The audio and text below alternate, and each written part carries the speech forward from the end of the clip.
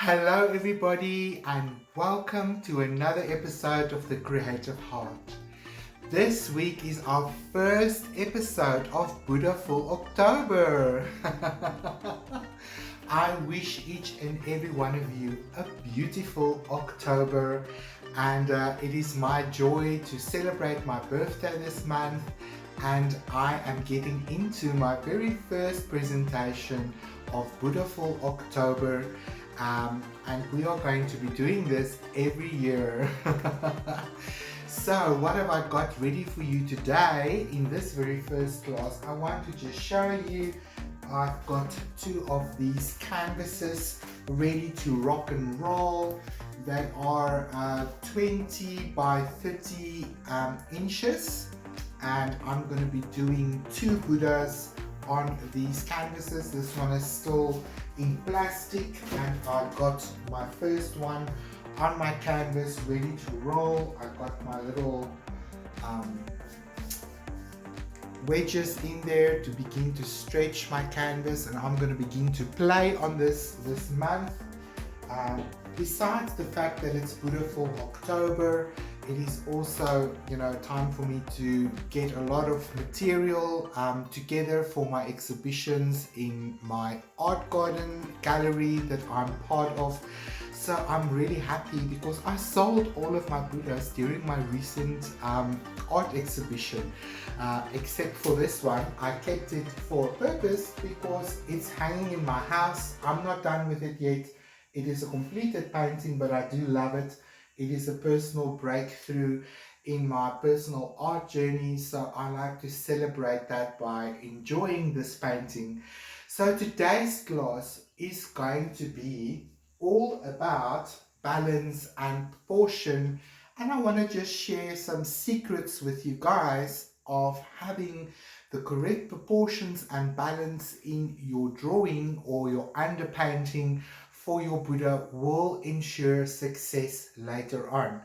I think a lot of new beginners want to dive right into having fun with paint and color and collage, but there is not a balance on the canvas, or your elements are so beautiful that you created on your canvas that you sort of in a way want to force the face to fit sort of the underpainting that you created. And in that way you can create a disproportionate face, or it can look a little bit wonky. So if that has been your problem or challenge in painting the Buddha, I really want to invite you to get into this Buddhafull painting program with me during this October, because I'm going to be sharing all of my secrets with you guys in how to create your own personal, beautiful, balanced and proportionate Buddha painting. That is a mouthful, right? So I want to get right into this. So for today's class, you will need some pen or paper and pencil and a ruler, and all of these things I will discuss with you. So I'm going to turn the camera around and we're going to get right into all of this sort of secrets about balance and proportion in a facial shape. So let's get to it. Right, you guys, it is exciting for me to get into this first class of my Buddhafull October. Let me just bring my coffee closer. And today, I think I'm going to be sharing with you one of the principles of design that you need to understand and sort of get under your belt in order to make a success of your Buddha paintings. And that deals with perspective and balance. The minute we start to deal with a face, there are some important parameters that we have to keep in mind in order for the painting or the creation to make sense. So I think this is a foundational principle in painting a successful Buddha painting. And if you understand these principles, then the more creative applications of technique and playing with color and dealing with shadows and all of these exciting things will be far more fun when you understand how you can use that to your advantage. So this is one of my earlier Buddha paintings that I created in 2017. And up until this point, I haven't quite nailed it yet, but I was starting to sort of get the gist of it. And I wanted to just show you guys that when there are some proportional issues in your painting, then it will continue to frustrate you every time you look at your Buddha's face. If the eye shape or the nose shape or the mouth shape, there's just so many things that you have to sort of keep in balance and keep in mind. And it can go pear-shaped very quickly. And I think that is what scares a lot of people away from trying to paint a face or trying to paint a Buddha, because maybe you've tried before and failed. You've tried before and you just couldn't quite nail the proportions and the balance, and it just becomes so frustrating that I think a lot of people in the end just abandon it, or they give it a try but they never go back to it to try and perfect it. So hopefully with today's first class of this Buddhafull October 2023, we're going to sort of discuss all of these elements of facial proportions and balance in order to ensure that you have a successful Buddha painting by the end of this beautiful October. Right, let's put that aside. What you will need for today's exercise, and I really encourage you to take out a piece of paper and to try these principles and exercise it before you go to the canvas, because I want you to sort of make this information a little bit more integrated into your knowledge base. And then we will go through how to create a beautiful proportionate face. So the first thing you will need is a ruler, and I've just got my metal ruler here. It's inches on the one side and centimeters on the other. I've got a pencil here. I even have a red and blue pencil. You don't need this, it's just for demonstration purposes, but you do need an ordinary pencil. I have an eraser because, trust me, it's okay to make adjustments to your parameters, and I have a sharpener in case we need it. Right. Okay, so what I've got here is just some ordinary watercolor paper, A3 size, and I've literally divided in half so that you have a portrait shape. And I think that is the first thing I want to discuss with you. I think it is much easier to do a portrait face on a portrait landscape, especially if you are a beginner. So if you've never put paint to canvas, I really want to encourage you to try this exercise on paper first, and to go for a paper or a canvas that is portrait shape. So what does that mean? Portrait shape literally means that it is longer than it is wide, because that is going to make your life a lot easier. So for today's exercise, we're going to be drawing a full face, but for our paintings in this Buddhafull October, we are going to be doing only one half. So let me just quickly grab another piece of paper here. I just want to cover half of the face. So when you do half of a face on a canvas, it really gives you a lot of space to play with abstract features, beautiful papers, collage, interesting paint techniques, because all of these open spaces on the face is going to be the area where you can play and express yourself. And within that, you will find the eye, the eyebrow, part of the nose, part of the mouth, and one ear. So I find this to be far more successful and interesting sometimes to have only half of a face on a canvas. So I'm going to be showing you guys exactly how I do that. But in order to really place these elements in the right way, I'm going to be showing you guys a very easy recipe in order to make sure that you have all of your elements on the right place on the face, and that will help you to have perspective and balance and proportion, which are very important design principles in order to have a successful Buddha painting in the end. Right.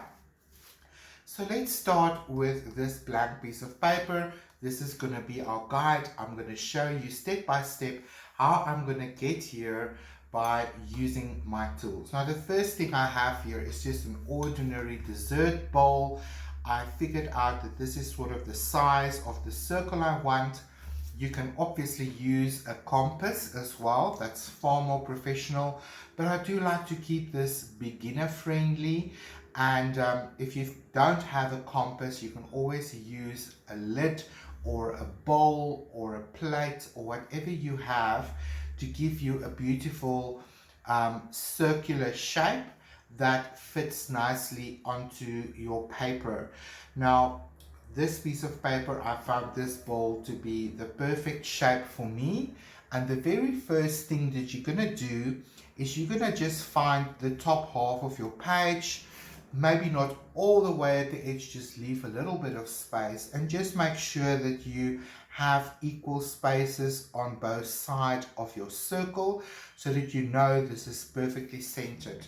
We're going to take our pencil and we're just going to lightly outline this circle.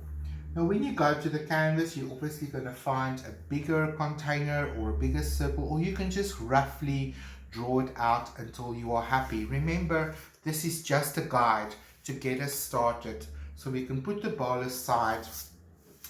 And the first thing I want you to do with your circle is I want you basically just to find the middle. Now my bowl was literally 16 centimeters in it's, what do you call this, in its measurements, 16 centimeters, or it was just below 6.5 inches. Okay, so you basically want to just find a middle point here. So I'm going to just find my halfway mark. It's roughly here in the middle. It feels like a lot of measurements, but you know what, once you've got this main thing, main shape in, you will see it's not that hard. Okay, so I'm just going to divide the circle in half because we don't really need a full circle. We want a little bit more of an oval shape. So I'm just going to sort of roughly make my circle a little bit more like an oval shape, starting here on the perimeters, and I'm just going to roughly give myself just a visual indication of that. Right, so now the next step will be to add a U shape to this. Now you can use your ruler again, and basically the same distance that you have in half of your circle, I want you to repeat it here. So that gives you roughly an idea of where the chin will end. And then by making a U shape, you can bring your jawline in. Now this can be a little bit more square, it can be a little bit more oval. That will all depend on what is visually pleasing for you.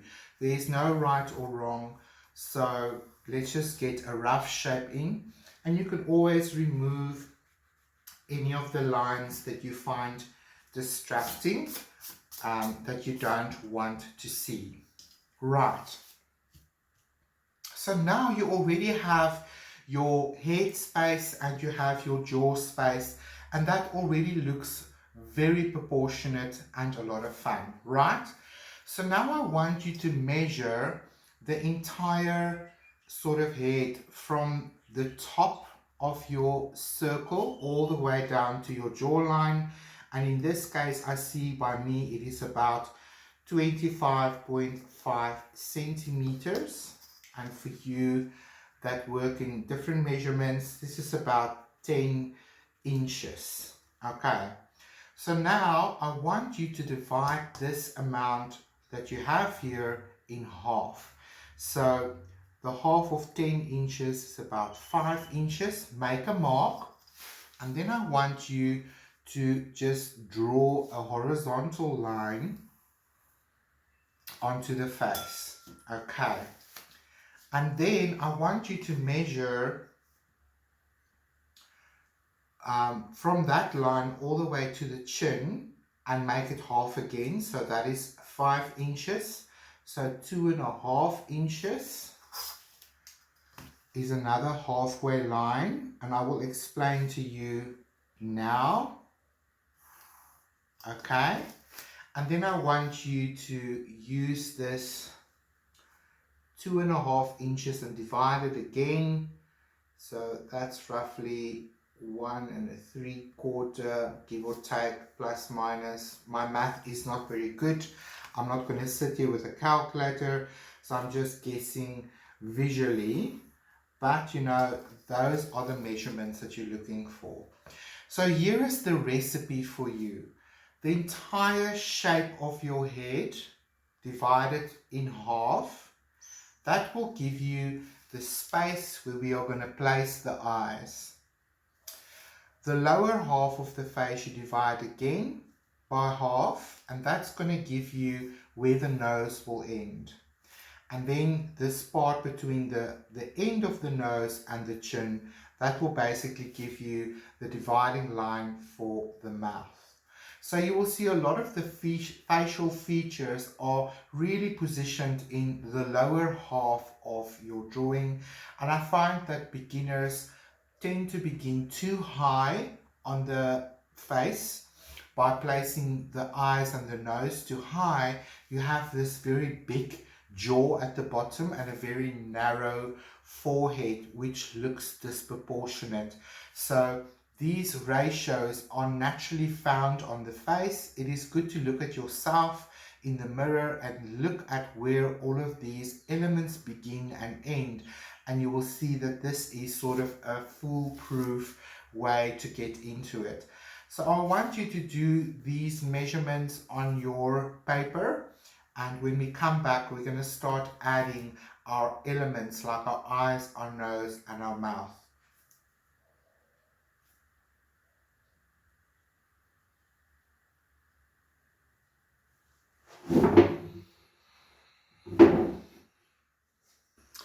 Right, it's now time to place the eyes, and one of my formulas that I do like to use is to just measure this line that we have basically from the side of the face or the temple to temple where the eyes will be positioned. Let me see if it will be easier for me in centimeters. Yes, okay, so it's roughly 16 centimeters.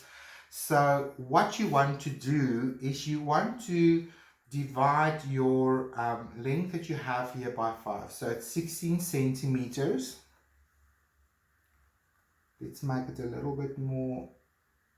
16.5 centimeters divided by 5 gives me roughly, where did I write this down? I didn't. So let's use the calculator just for making sure that we are doing it right. Yes, so basically that's the same measurements I use. So it is 3.28 centimeters. Okay, important. I don't enjoy the math, but you know what?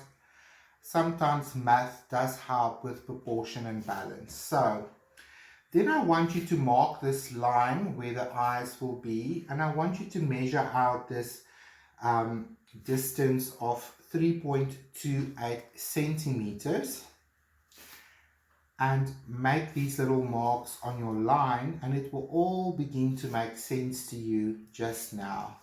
So we need to divide this line into 5 equal spaces. And now I basically want you very softly to make oval shapes.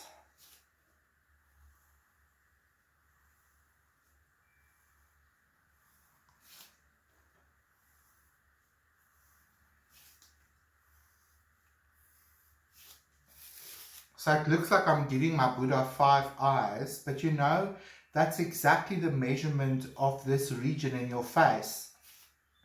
Your eye shape is basically repeated in the same length 5 times over this zone. So it just helps me to plot the eye and to give it the correct sort of space on my face. Now we can soften out these middle lines because we will use them again. So I'm just going to soften those lines so they don't confuse me too much. Right. So now we have, oh, please forgive me, I just dropped a brush. Just want to get my things in order here. Right. So now that we've got the eyes and we've got them in the right position, you can see we have beautiful space on the temples next to the eyes. We have space in the center for the nose. The next measurement I want you to draw in is the corner of the eye. And just give you a guiding line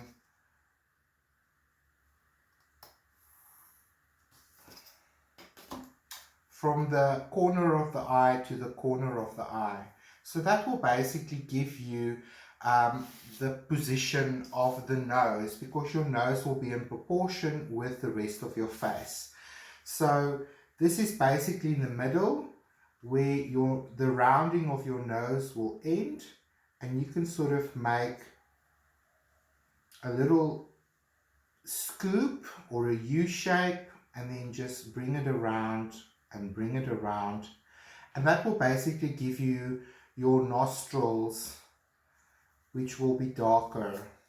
Okay, and then from just above the eye, basically you can follow this line, bring it slightly in and connect it to the outside. And here you will begin to see what proportions you personally like with the nose, and we will shape it a little bit more when we start painting. Okay, so there is our nose.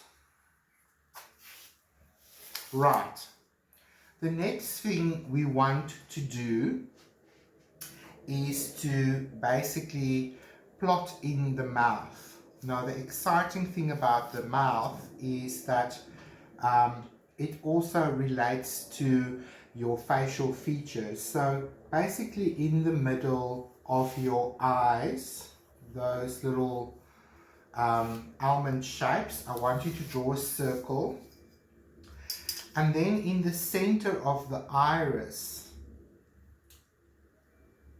I want you to draw a line in this block down here. Let's do that this side as well.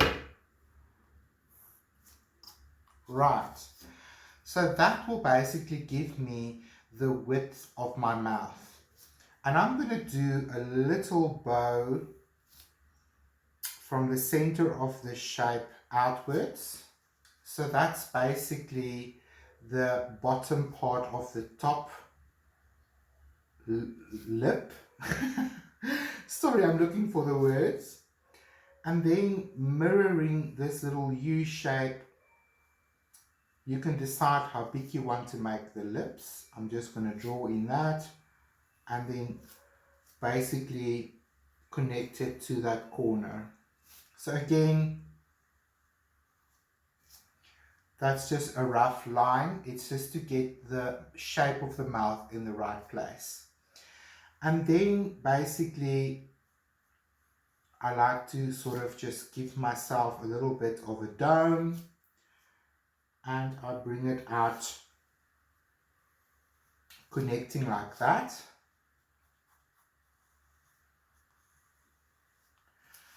And that gives me sort of a proportionate mouth to my facial features. The next thing I like to connect is just this little space between the nose and the lip. And then we can refine these little details. So don't try to draw too much detail now, because you know it can get confusing. I think we can bring his jaw down a little bit more, because my hand drawn lines there was a bit low. Right.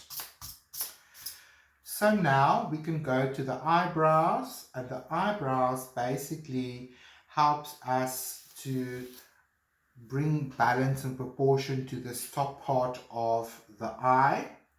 So we're basically gonna start at a space roughly about a finger above the eye, and we're gonna connect the top part of the eyebrow in alignment with the outer part of the eye. So we can just make a little mark for us there, and we can arch it up there and bring it down basically to the outline of our oval shape, our original oval shape, like that. Make it a bit broader and bring it down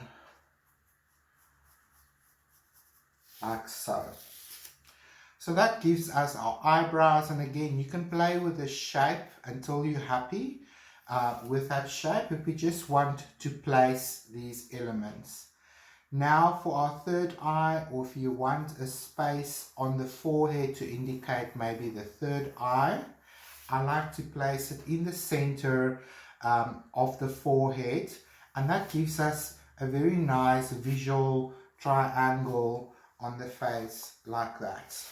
Okay, right, so now let's look at the ears. If we place the ears too high, it will also be out of proportion. If we place the ears too low, that can also be a bit of a problem. So basically the inner part of the ear is in alignment with your eyebrow, so you can give yourself just a visual guideline there, because that's basically where your ear will sit. And then you can use the remainder of your paper, and I like to sort of bring the lobe of the Buddha ear to in alignment with the mouth. So we're going to give him a nice elongated earlobe, and the same on the other side.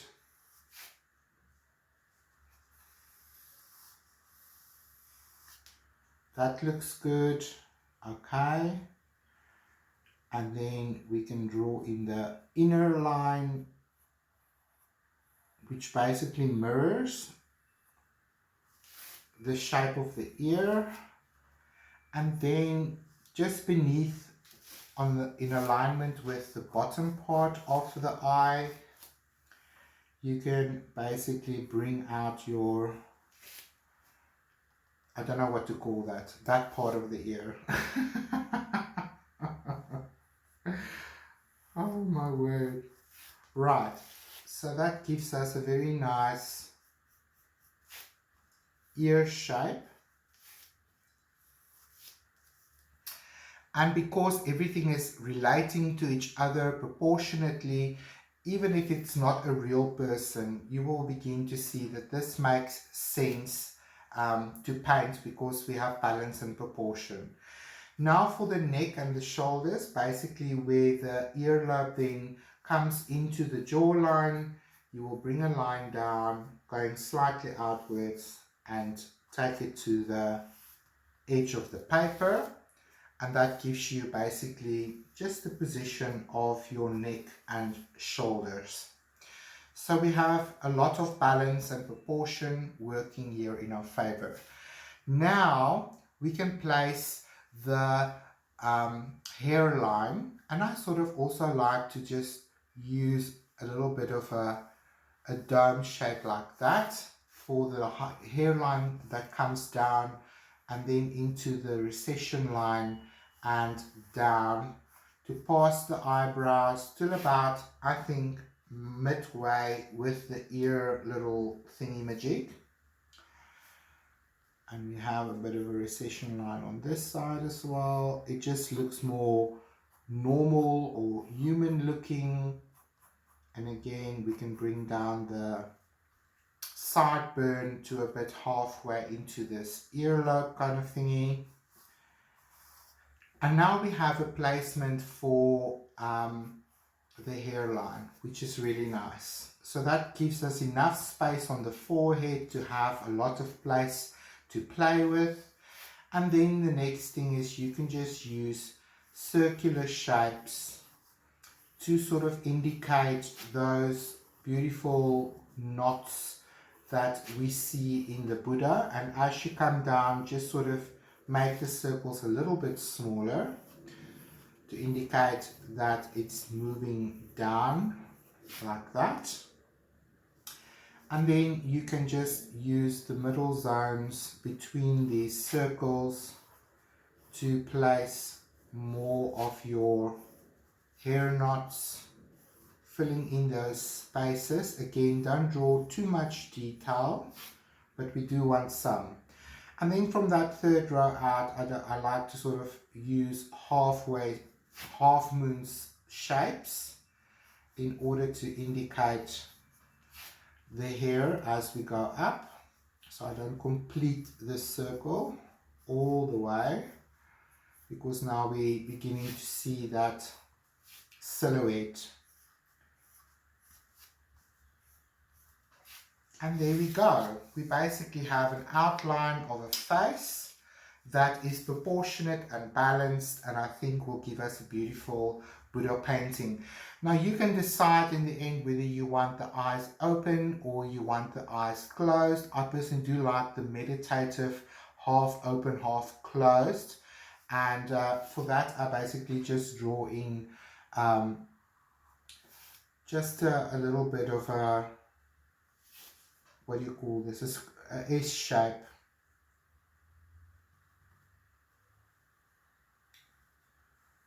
To just indicate that eyelid like that. Just the top lid and then the bottom lid. And I'm just going to draw in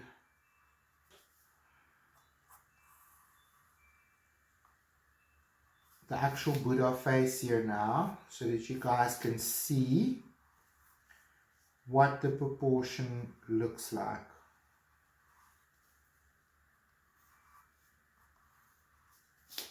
I also like that little bit of a Cupid's bow at the bottom of his face.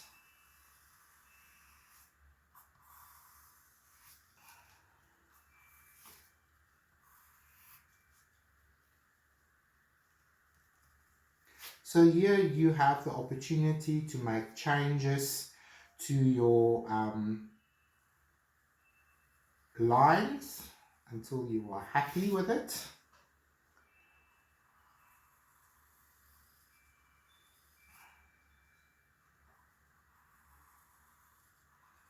Like I said, don't put too much detail. You just want the basic layout of your Buddha's features.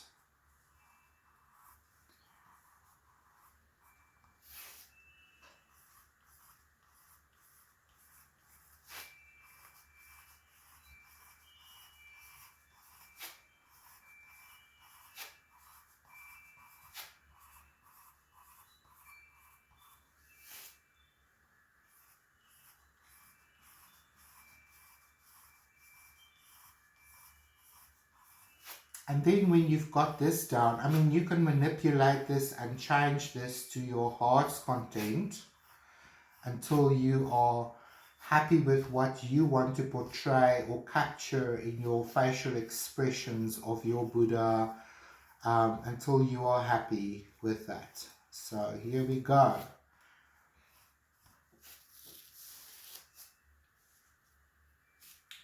Awesomeness, I really like that. So I'm going to just indicate where we will need shadows with my blue pencil. There will always be a little bit of a shadow below the lip. And the top lip is also usually a little bit darker than the bottom lip. We've got some shadows beneath the nose and also those nostrils, and beneath the eye will also be a shadow, and then in your crease of your eye, and then obviously underneath your eyebrow, and maybe underneath your third eye. That will give you a nice layout of shadows that will be required to help build proportion. Okay, and obviously underneath each of your circles, as it comes down the face, you will adjust the shadows to always be underneath your little what do you call it, hair knot. So this is the part of the hair knot that will be in shadow, and the top parts will be in light.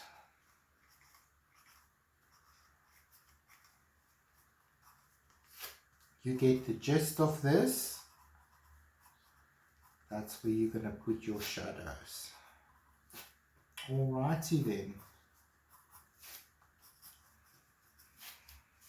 And there we have it. We basically have our Buddha face mapped out on our paper, and we know exactly where everything is going to be. I do like it if your Buddha face really fills your canvas all the way.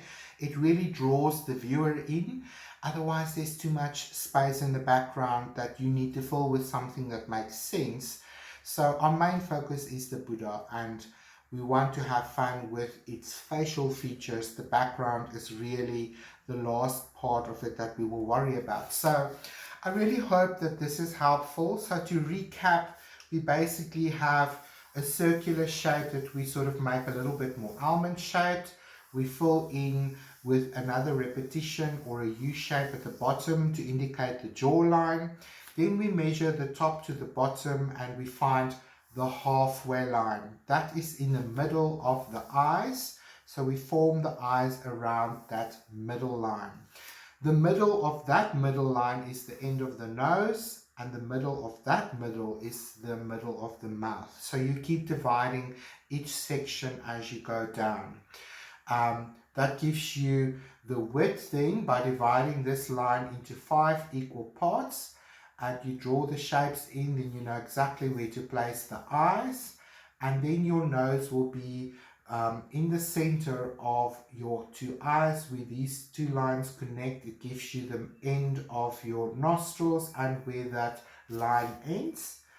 The same with your mouth. It's basically in the center of the irises, and then it gives you a space for your eyebrows, and it also helps you to align your ears at the right place that is in alignment with the eyes. So that helps us bring balance and proportion and a correct shape to your face that will ensure success as we go forward.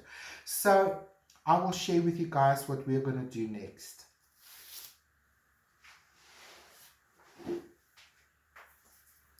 Right guys, I know that felt very intimidating, but trust me, that is why I say it's important for you to take a piece of paper and to apply what I've just shown to you so that you can get the feeling for that yourself, find that balance and proportion. And once you've got that under the belt, we can start to play on our canvas, on our paper. So what is going to happen next is I'm going to be showing you next week how you can create interesting underpaintings for your Buddha. And we're going to have lots of fun with color. I'm going to play on watercolor paper as well to show you a few techniques.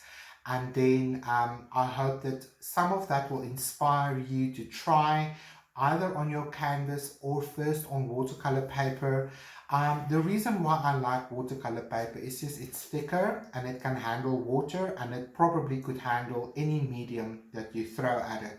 So it won't crinkle if you use ordinary office paper. It's okay if you practice the drawing, but when you want to start playing with paint or watercolor or whatever medium you come with, then you know, it could crinkle and warp and sort of be problematic. So I want you to get some good quality watercolor paper if you can, and then I'll see you guys again next Monday evening at 8 o'clock, and then I will show you how to create interesting underpaintings. So this week I really want you to practice your balance and proportion in your facial features, so that when we bring this to the canvas as we go forward, then it's not a new idea or a concept for you to try, and I want you to be successful at this. So this is really exciting. So I want you guys to also find the links in the description of this video, because it will take you to my Patreon channel. There we are really diving deep into this Buddhafull October. I have 2 complete Buddha painting programs on there. There will be a new episode that launches every single day for the month of October. That will really take you into the beautiful paintings that you see behind me. So I cannot wait to share with you guys a little bit more. That is only $5 a month to join my Patreon. I share a lot of technique and more in-depth videos for you guys than you find here on YouTube. And I also would like to encourage you guys to please take a photograph of your exercises and share it with me on the Creative Heart. That is my private Facebook group. That is where I can support you, where I can see your images, or we can discuss any issues that you might have with your exercise.